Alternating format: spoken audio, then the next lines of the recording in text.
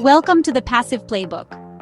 Lahat ng tao sinasabi sa'yo na mag-dropship ka sa Shopee at Lazada, passive income daw. Madali lang daw. Pero paano kung sabihin ko sa'yo na may parte dito na hindi pinag-uusapan ng iba hanggang ngayon? Welcome ulit sa channel ko kung saan pinag-uusapan natin ang totoong numero, totoong kwento, at totoong negosyo.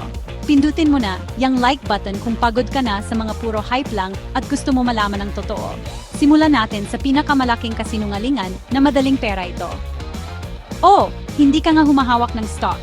Pero alam mo ba, haharapin mo pa rin ang mga padalam gabalik na item galit na customer mga patakaran platform at matinding kompetisyon hindi. Ito passive is itong negosyo. Gustong gata o sabihin na hindi mo kailangan puhunan. Kalahati lang yan totu. Pwede kang maglistang produkto ng walang stocks at simula pero para magtagumpay gagastos ka sa samgay bayad na tools, samga freelancer at pati sa pag-handling refund. Kailangan mong mag-invest ng matalino kaya bang kahit sino. Oo, agad-agad. Hindi karamihan samga Shopee Lazada dropshipper ay bumabag sa ksaw ng 3 buwan dahil umaasa silang mabilis na resulta. Kailangan pananaliksik pagsubok mga produktong hindi maganda ang bentahan at pagiging consistent para makabuang momentum. Pag-usapan natin ng totoong hamon, ang pagbabagong patakaran, platform ay pwedeng makapatay ang tindahan mo sa isang gabi. Mas pinapaborang Shopee Lazada ang mga seller na mabilis magpadala. Kinakaing price war ang kita mo, ang gas supplier na hindi maasahan ay pwedeng sumira sa reputasyon mo at ang customer service ay pwedeng magpabaliw sa'yo kung hindi ka handa. Sa kabila ng mga panganib, gumagana pa rin ang dropshipping kung gagawin ng tama.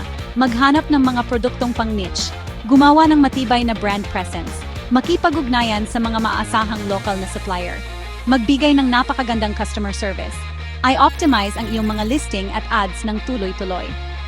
Ang totoo, ituring mo ito na parang totoong negosyo, hindi isang paraan para yumaman agad.